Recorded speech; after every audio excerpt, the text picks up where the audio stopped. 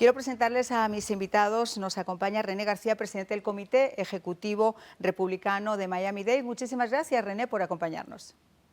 No, buenas noches, ¿cómo están? Felices de que nos acompañes y que nos puedas dar todos estos últimos avances de lo que está ocurriendo por tu lado. Y también nos acompaña Maribel Balbín, analista demócrata. Muchísimas gracias, Maribel, por estar con nosotros. Muchas gracias por la invitación. Comienzo contigo. ¿Cómo estás viendo todo esto? Ya hay un voto anticipado, parece ser que al menos por el momento, y si mañana las cosas no cambian con ese voto en persona en las urnas, ¿los republicanos podrían llegar a conseguir el Congreso?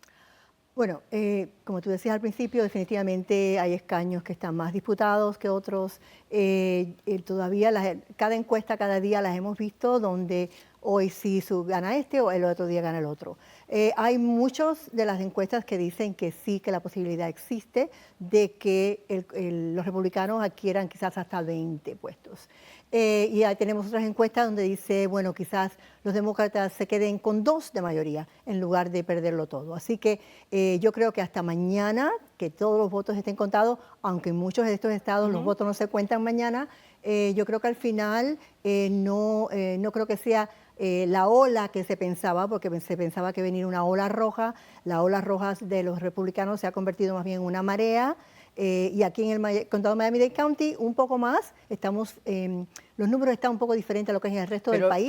Históricamente se consiguió se consiguió revertir esa tendencia de un condado como Miami-Dade, que siempre había sido demócrata, a republicano, al menos por ese conteo que había hasta ese momento. Decimos, falta todavía mucho conteo. Bueno, todo el estado de la Florida, primero que todo, vimos como las inscripciones, el Partido Republicano ha hecho mucho mejor trabajo, sabemos cómo lo han hecho, para tener más votantes. Por lo tanto, los números están a su favor y estamos viendo que están saliendo a votar de la misma forma que están al porcentaje de los números inscritos, aunque un poco menos. Cuando ese es el porcentaje de quién ha salido a votar comparado con cuántos votantes están inscritos, todavía los republicanos podían hacer mejor debido a que tienen números más amplios, ¿no?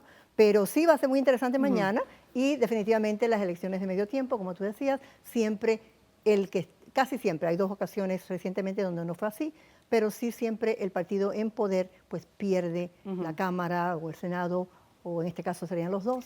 René, la misma pregunta. Maribel dice que la marea roja quizá es solamente una marea. ¿Tú consideras que va a ser una marea o un tsunami? Mira, primero yo estoy de acuerdo con Maribel. Maribel, es gusto verte aquí, siempre es un placer debatir contigo. Aunque no tenemos la misma ideología, somos amigos, pero sí, la realidad es que yo creo que sí, mira, aquí en el condado de Miami-Dade hemos visto los números y los números sí siguen creciendo más todos los días. Las elecciones estas ahora, cuando las elecciones de los votantes, día de la elección, vamos a ver que la tendencia siempre es que los republicanos salen a votar más ahora que con el voto anticipado, con el voto por correo, que antiguamente nosotros hacíamos mucho mejor, pero los demócratas están haciendo un mejor trabajo con eso. Pero eso yo pienso que sí, en el condado de Miami-Dade vamos a ver estas sorpresas en cual hemos podido cambiar este condado de un condado tradicionalmente azul a un condado rojo en estas elecciones. Hay un sinnúmero de diferentes cosas que han pasado, buenos candidatos, también el problema con la economía y también por la labor y el trabajo que hemos hecho nosotros como partido ejecutivo, acercándonos más a los diferentes grupos étnicos de esta comunidad, hasta con los jamaiquinos, con los haitianos, con los nicaragüenses, los hondureños, y seguimos trabajando con todos estos diferentes equipos, organizaciones étnicas en nuestra comunidad, porque el partido nosotros, lo que yo he hecho como presidente del partido, es tratar de abrir las puertas para asegurar que todo el mundo tenga una voz en nuestro partido y tenga una posición de liderazgo para asegurar que todas las voces se oigan en el Partido Republicano. Pues vamos a hacer una pausa, pero vamos a regresar, porque vamos a analizar qué se ha hecho bien, qué se ha hecho mal, qué es lo que ha hecho inclinar hasta este momento la balanza.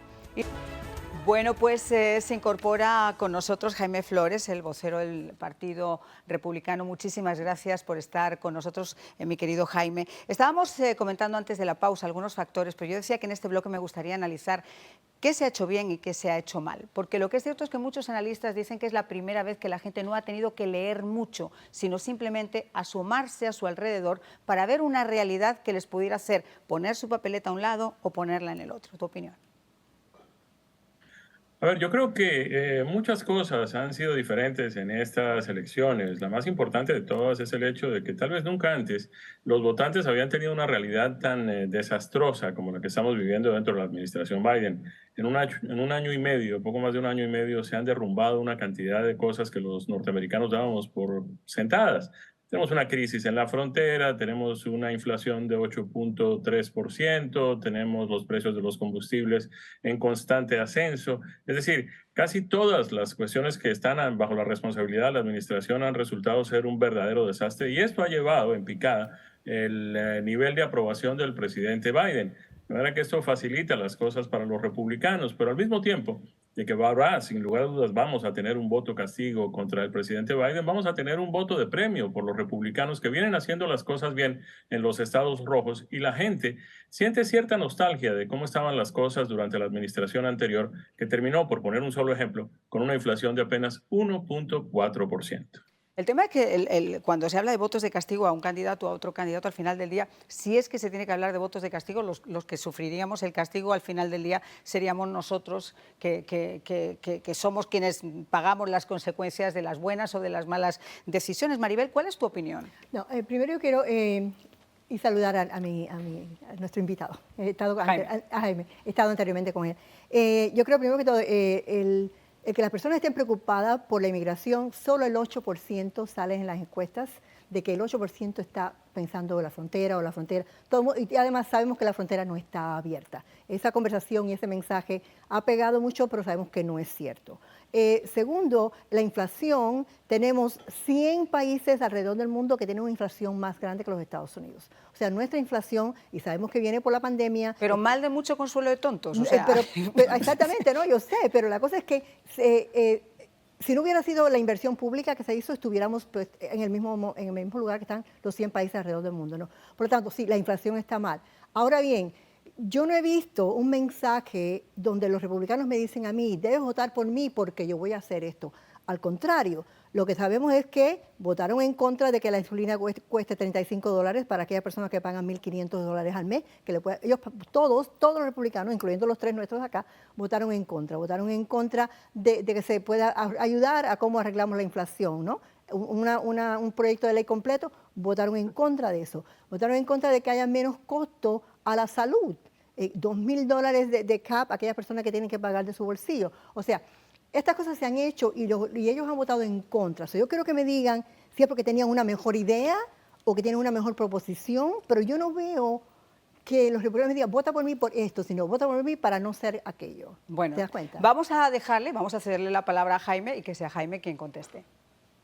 A ver, lo que hacen los demócratas con mucha frecuencia es este tipo de cosas, es decir, presentan un proyecto de ley que incluye dentro de sus artículos el rebajar el costo de la insulina, pero al mismo tiempo están colgando allí una cantidad de proyectos favoritos de los líderes de la izquierda dentro del Partido Demócrata que no son indispensables, que son muy costosos y que no estamos en el momento en que vivimos en condiciones de gastarnos una cantidad de dinero en proyectos de ese tipo.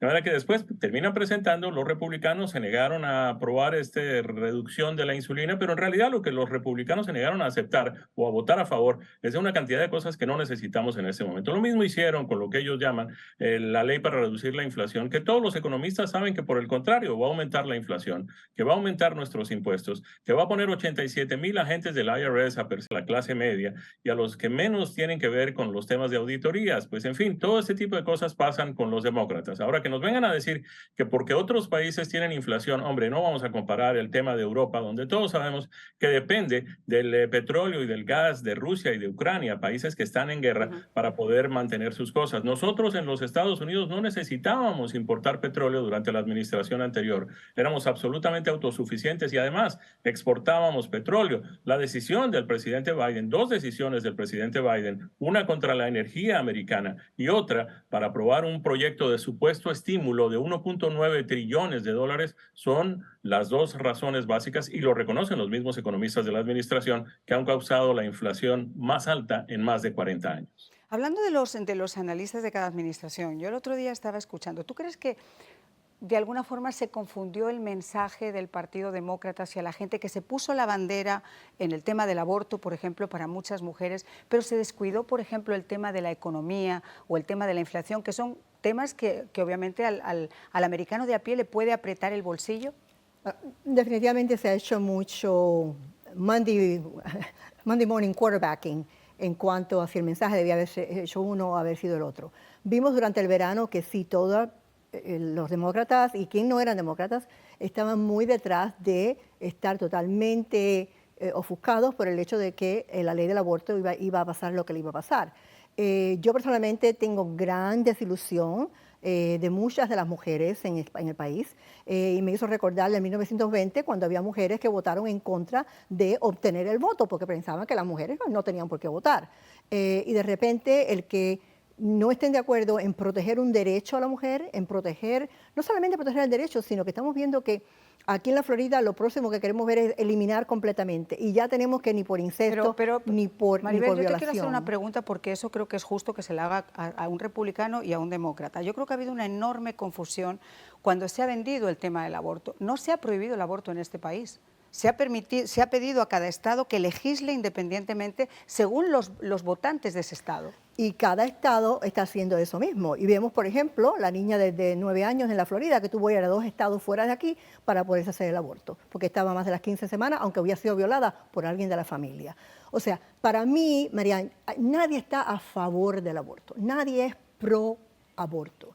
Hablamos de tener el derecho de decidir nuestros propios cuerpos.